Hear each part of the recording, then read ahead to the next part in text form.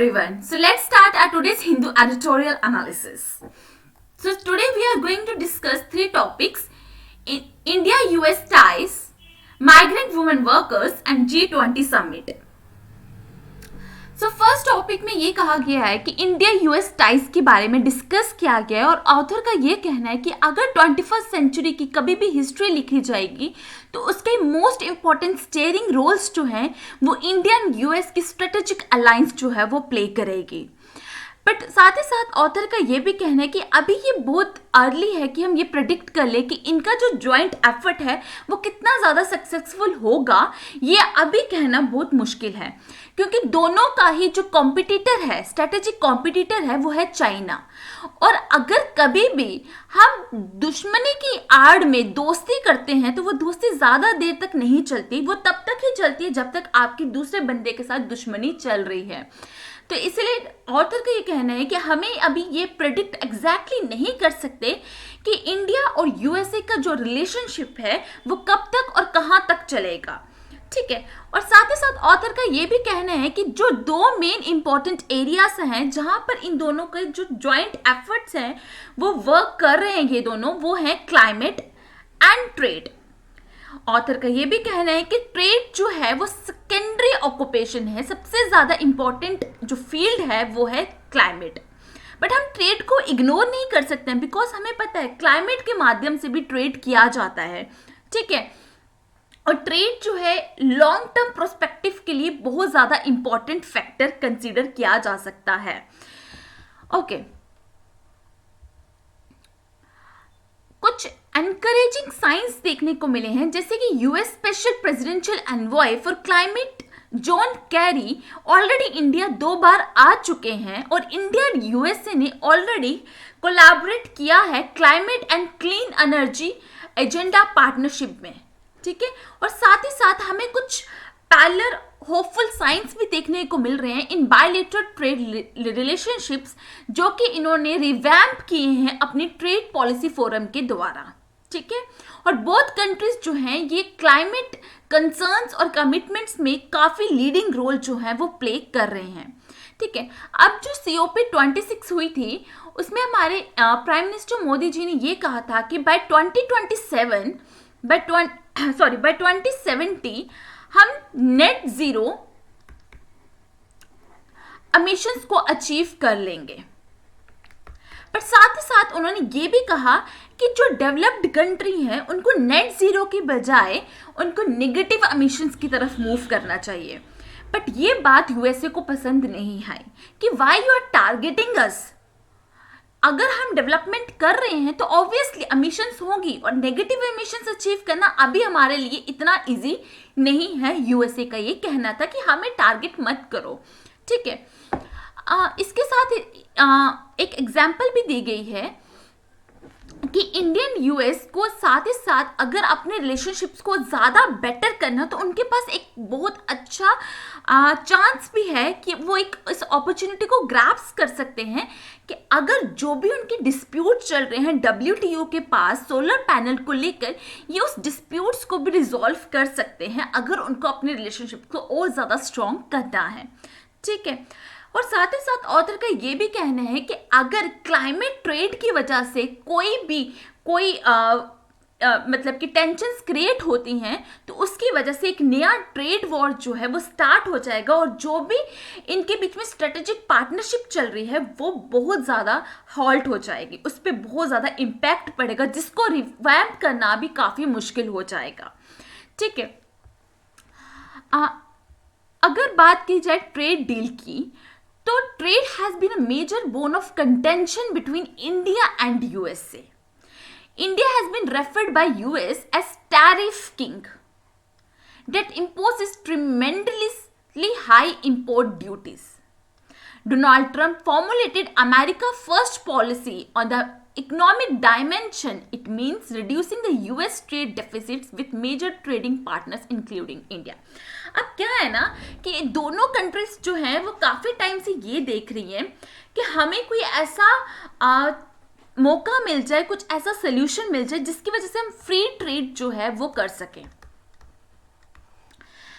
जो भी हम टैरिफ्स एक दूसरे पे लगाते हैं वो टैरिफ्स जो हैं वो कम हो जाएं, क्योंकि अब देखो दोनों ही कंट्रीज क्या कर रही है ना, प्रोटेक्शनिस्ट पॉलिसीज को अप्लाई कर रही हैं। जैसे कि इंडिया की अगर मैं बात करूं तो आत्मनिर्भर भारत, जिसमें हम क्या कर रहे हैं, अपने जो भी इंपोर्ट्स हैं उसको रिड्यूस कर रहे हैं ताकि हम लोग सेल्फ डिपेंडेंट हो जाएं, दूसरी कंट्रीज पे ना डिपेंड हो पाए और ज़्यादा से ज़्यादा प्रोडक्शन जो है वो अपनी कंट्री में करें ताकि हमारी जो डोमेस्टिक मार्केट है उस पर ज़्यादा इम्पैक्ट ना पड़े। तो ये प्रोटेक्शनिस्ट पॉलिसीज दोनों कंट्रीज जो है वो मतलब अप्लाई कर रही हैं अपने अपने देश में, ठीक है। और साथ ही साथ ये भी सोच रहे हैं कि सबसे कम टैरिफ जो है हम एक दूसरे के रीजन्स में लगाएं ताकि हम फ्री ट्रेड की तरफ मूव कर सकें। In 2015, both the countries issued a Delhi Declaration of Friendship and adopted a joint strategic vision for Asia Pacific and Indian Ocean region.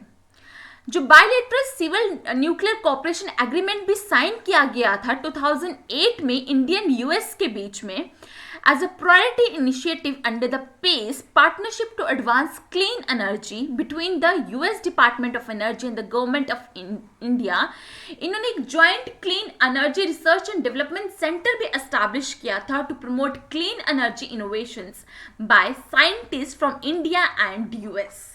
तो क्लीन एनर्जी के बीच में क्लाइमेट की पर्सपेक्टिव में ये दोनों कंट्रीज जो हैं वो काफ़ी ज़्यादा अपना अपना रोल जो है वो प्ले कर रही हैं ताकि इन दोनों के बीच में एक कोलैबोरेटिव एफर्ट्स जो हैं वो बने रहें क्लाइमेट चेंज को लेकर।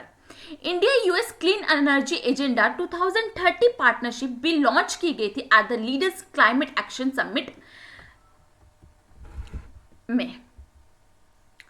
अब ट्रेड की बात की जाए तो यूएस जो है इंडिया का सेकेंड लार्जेस्ट ट्रेडिंग पार्टनर है and major destination for India export of goods and services. US ने रिप्लेस कर दिया है मॉरिशस को as a second largest source of FDI into India during 2020 to 2021। And science and technology की बात करूं तो इसरो एंड नासा भी दोनों आपस में मिलकर काफी ज्यादा joint microwave remote sensing satellite for earth observation में काम कर रहे हैं, जिसको नाम दिया गया है NASA ISRO synthetic aperture radar Nisar.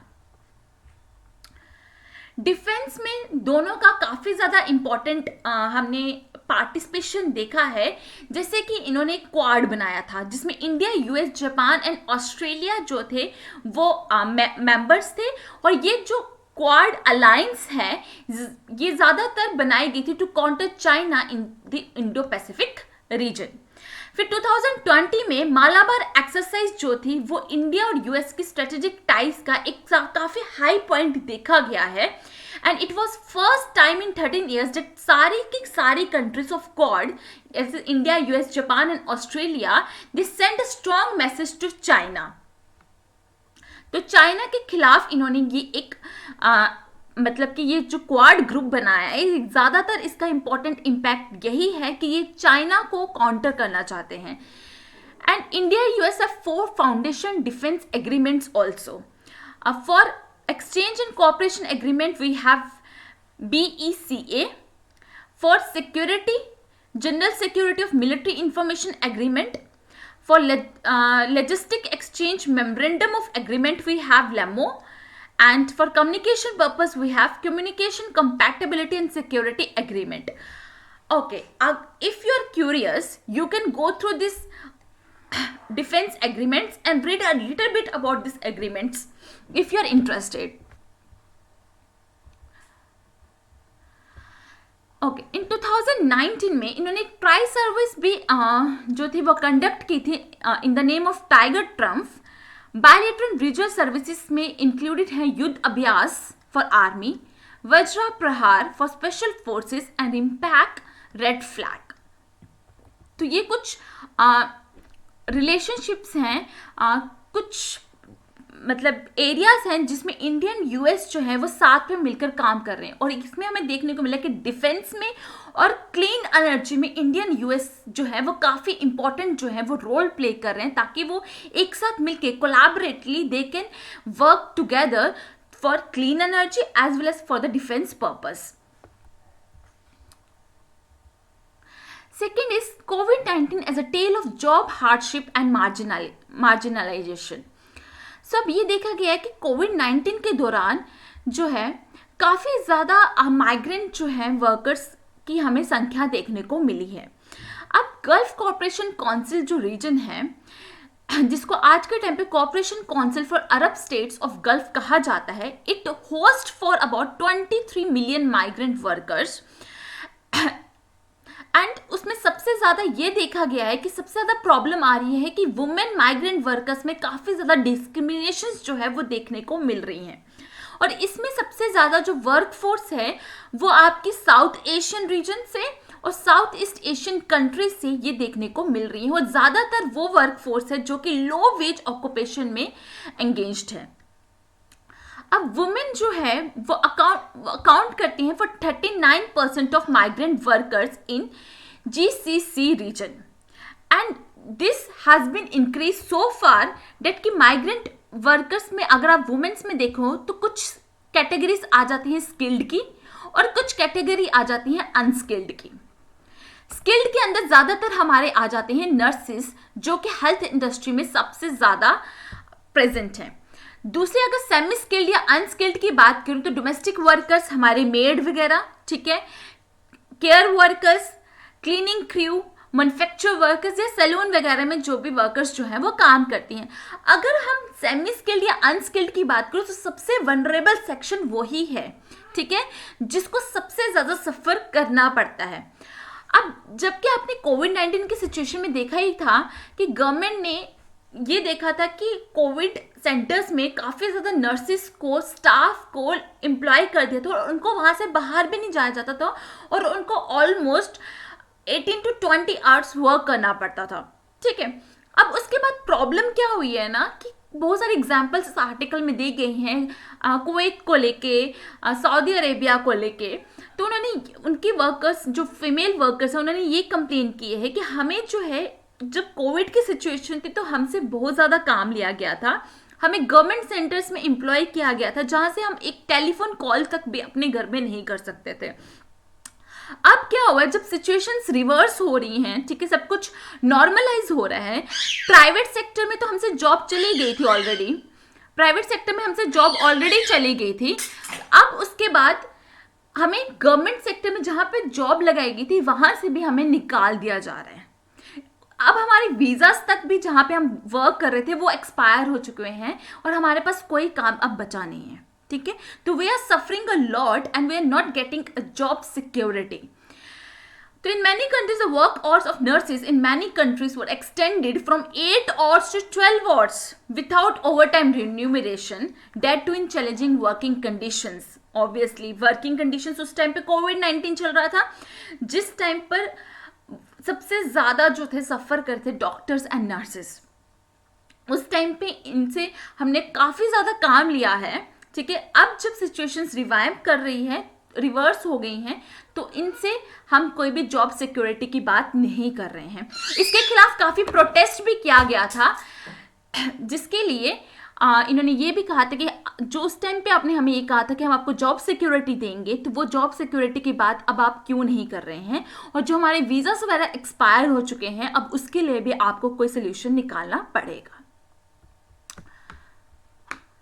And the third article is time for action on the G20 summit and global political economy. Okay, first of all we'll see what is G20. तो G20 एक 19 कंट्रीज का informal group है and European union भी उसमें involve है. India is one of the partner, okay. And representatives जो हैं वो IMF एंड वर्ल्ड बैंक से भी G20 में इंक्लूडेड हैं. G20 membership comprises a mix of world's largest advanced and emerging economies, which represent about 2/3 of the world population, 85% of the global gross domestic product, and 80% of global investment, and over 75% of global trade. तो G20 के जो members हैं, they represent about 2/3 of the world population, which also include 85% of the global GDP. But G20 जो summit है जो भी होती है ये इनका कोई एक परमानेंट सेक्रेटरीट या हेडक्वार्टर नहीं है. ये हर साल डिफरेंट मेंबर कंट्रीज में अलग अलग जगह पर होता है. ठीक है, अब ये G20 समिट में हमारे प्राइम मिनिस्टर मोदी के क्या 5 प्लेजेस थे। इन्होंने कहा था कि by 2030 we will increase our non fossil energy capacity to 500 gigawatt. Second, ये कहा गया है कि India will meet 50% of its energy requirements from renewable energy by 2030। तीसरी बात ये की है कि हम अपनी कार्बन एमिशंस को 1 बिलियन टन्स तक जो है वो रिड्यूस करेंगे टू 2030। नेक्स्ट इन्होंने ये कहा है कि India will reduce the carbon intensity of its economy bye 45%। From a previous target उन्होंने कहा था कि हम 35% रिड्यूस करेंगे, बट अभी इन्होंने कहा है कि हम अपनी 45% जो है कार्बन इंटेंसिटी को 2030 तक जो है वो रिड्यूस करेंगे। एंड नेट जीरो जो टारगेट है हम 2070 तक जो है वो अचीव करेंगे। ठीक है, नेट जीरो और जीरो एमिशंस क्या होता है? नेट जीरो एमिशंस होता है कि अगर हम अपनी जितनी हमारी एमिशंस जो हैं वो इंक्रीज कर रही हैं, जितनी एमिशंस इंक्रीज कर रही हैं उतने ही ज्यादा हम अपनी अब्सॉर्प्शन कैपेसिटी को भी इंक्रीज करेंगे। ओके, अब प्लेजेस बाय टॉप 3 मेंबर्स, ये तो इंडिया के थे ना, बाकी चाइना ने कहा है कि मैं 2060 तक जो है वो अपनी नेट जीरो एमिशंस को अचीव करूंगा। यूनाइटेड स्टेट्स ने कहा है कि it has played net zero by 2050 and India ने अपना 2070 तक रखा है। Okay, so this already I have told you. Okay, अब in spirit of climate justice, rich developed countries ought to be providing at least $1 trillion in climate finance to help developing countries and those most vulnerable countries. Okay, तो इन्होंने इसमें ये बात हुई है कि अब जो डेवलप्ड कंट्रीज हैं उनको एटलीस्ट $1 ट्रिलियन जो है वो क्लाइमेट असिस्टेंस के लिए डेवलपिंग कंट्रीज को जो है वो प्रोवाइड करने पड़ेंगे ताकि वो भी अपने जो क्लाइमेट टारगेट्स हैं उनको अचीव कर सकें। Okay, adaptation strategy by India. The difference between climate change mitigation strategies and climate change adaptation is that mitigation is aimed at tackling the causes और उसके impacts को minimize कर सकें जितना वो कर सकते हैं। Whereas adaptation means कि how to reduce the negative effects, कि अगर suppose करो कुछ भूकंप आता है, earthquake आता है, तो आपके adaptation कितनी बेटर है वो उस पर डिपेंड करेगा कि कितना ज्यादा आप उस चीज से टैकल कर पा रहे हो। Okay, second is where mitigation strategies fail to reach emission containment targets, climate resilience will be a key to lessen the impacts of climate change and pave the way for our survival. ठीक है, mitigation strategy से हम emissions targets को तो नहीं fulfil कर सकते हैं ना, उसको हम फुलफिल सिर्फ रेजिलियंस से कर सकते हैं, प्रॉपर इंफ्रास्ट्रक्चर से कर सकते हैं ताकि हम ज़्यादा से ज़्यादा जो है अपना रास्ता बना सके अपने सर्वाइवल की तरफ। We must make adaptation a core part of our development policies, जैसे कि इंडिया ने ऑलरेडी काफ़ी प्रोजेक्ट जो वो स्टार्ट भी किए हैं, नल से जल, clean Ujjwala, clean India missions, ये सब जो हैं ये सिर्फ अडॉप्टेशन बेनिफिट्स नहीं देंगे बट हमारी क्वालिटी ऑफ लाइफ को भी जो है वो इन्हांस करेंगे। Okay, so that's all. Now this are the questions for tomorrow and for yesterday answers. That's all for today. Thank you. Bye bye.